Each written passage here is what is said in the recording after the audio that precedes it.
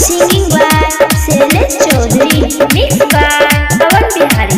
हमरो मन में सपना रहे घर से काबर उठाइबो भोले बाबा के चरण में जाके चलबा हम चर हाइबो।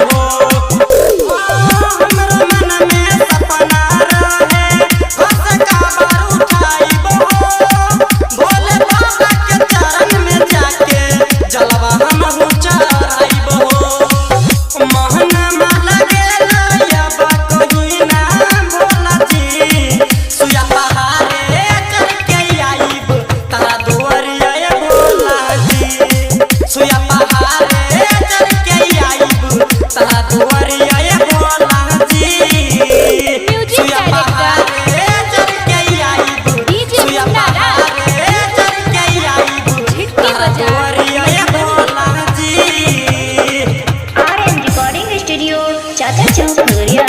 Singing by Shailesh Chaudhary।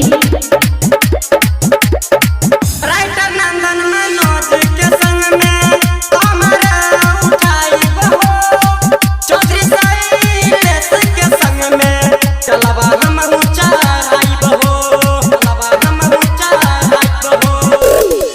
Writer Nandan Manoj के संग में कमरा उठाइबो चौधरी शैलेश के संग में चलबा हम चढ़ाइबो। मन मन गेला याबा कहीं ना भोला जी सुया पहाड़े चढ़ के आइब तहरा दुआरिया ये भोला जी सुया पहाड़े चढ़ के आइब तहरा दुआरिया ये Bhola ji. RM Recording Studio, चाचा चौक खगड़िया।